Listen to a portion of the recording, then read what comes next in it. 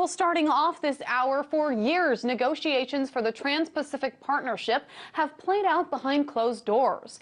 And yet, the nations involved in this brag that it could be the biggest trade agreement of our day that would address everything from food to medicine to intellectual property. The 12 nations involved in the TPP talks could be getting close to a deal. However, critics warn this agreement could actually hurt the public by acting on behalf of major corporations instead of for the public good. Last week, thanks to the latest document drop by the secret-spilling organization WikiLeaks, people from around the world got a first glimpse of part of those negotiations dealing with intellectual property. The fact that this information came from WikiLeaks instead of the Obama administration, which touts transparency, has infuriated some. Well, it's remarkable. We have to depend on WikiLeaks to find out what the hell's going on. So what did we learn from the 95 leaked pages? And how did WikiLeaks get its hands on the draft of the TPP talks to begin with? Earlier, I was joined by Kristinn Hrafnsson, WikiLeaks spokesperson, and I asked him why WikiLeaks is so interested in the TPP.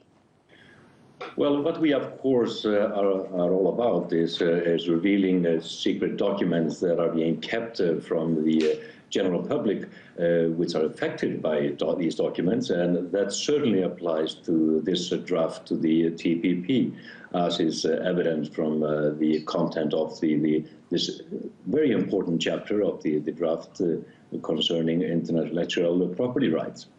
Now, should we expect more leaks like this about the TPP negotiations in the future? Well, we are always careful about talking about what is in store, and I think I'll stick to that policy. But we have been publishing information which are of great importance to the general public, well, we have to see what we have in store. Now, how did your organization acquire these documents, if I can ask? Well, of course, that's another question. I could never give you an answer that you would like.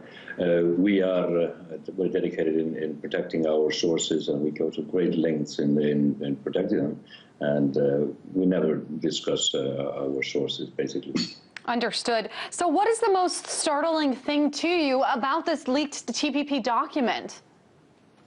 Well, there are very many things that are of grave concern that spring out of this document. Of course, the most important thing, of course, is that the fact that this has been drafted in secrecy without the general public, the 800 million people who are going to be affected by this treaty have had a chance to review it. And even in the U.S., of course, there has been an attempt to fast-track this treaty through Congress without elected members of the public being able to scrutinize every angle of it and make any amendments to it. But there are many elements within the treaty itself. We can talk about the simple fact that the pharmaceutical industry will make it much harder for the poorer people within this area to get access to affordable medicine.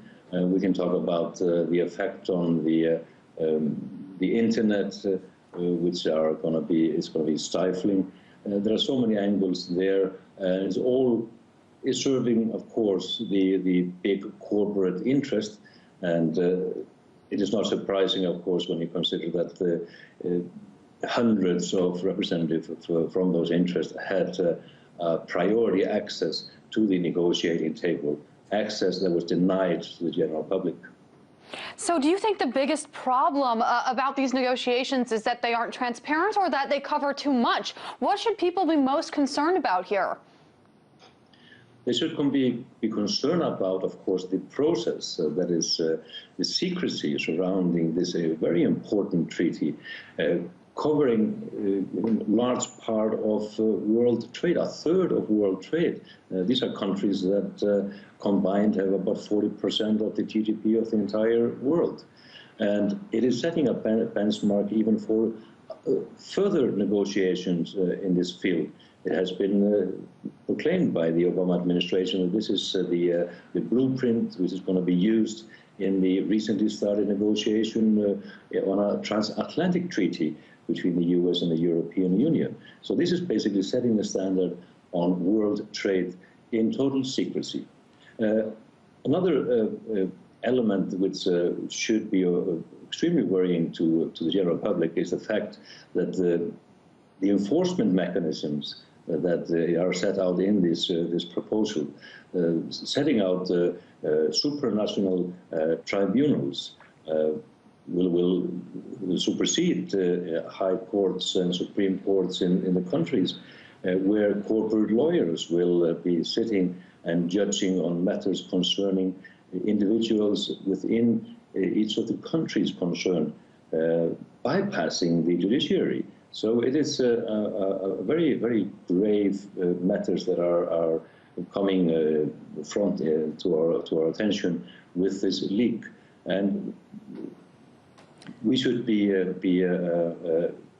concerned about the simple fact that many elements of this treaty, especially in this chapter, in this intellectual property rights chapter, have been protested and suppressed on the national level. For example, the SOPA idea in the US, which is then springing forth in a supranational treaty as a Trojan horse in a so-called trade agreement. And I say so-called because only 5 of the almost 30 chapters in the TPP actually are concerned about trade.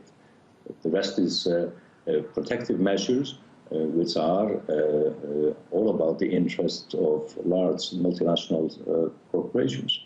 Very concerning indeed. Now, there are reports that the leak of this chapter could have delayed the passage of the TPP from making the U.S. Trade Representative's deadline. Was that your intention with this leak, is to slow down those TPP talks? Our intention was basically to pass this document, which was on to the general public, a document that was passed on to us. This is what we are about. We are a publishing organization. We are fighting unnatural secrecy on matters which concern the general public.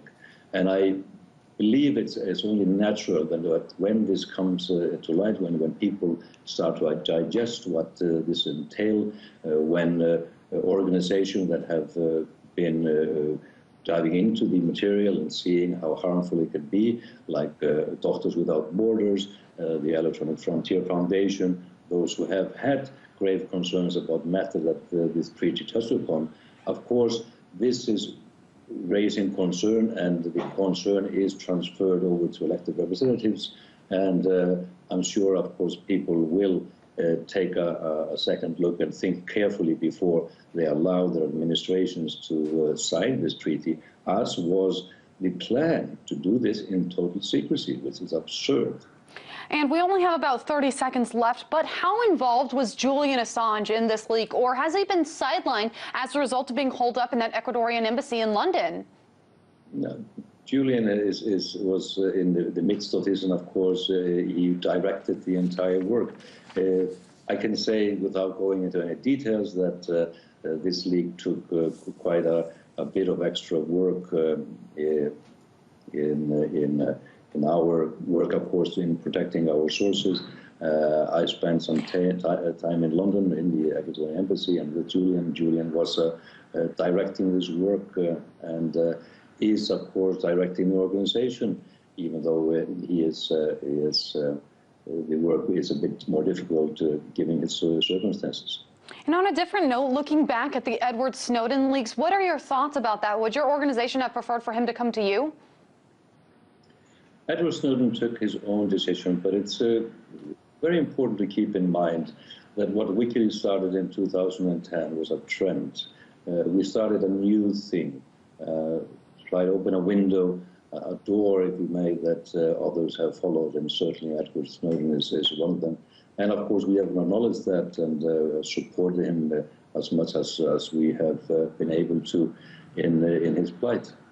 Kristinn Hrafnsson, WikiLeaks spokesperson, thank you so much for joining me today. Thanks for having me.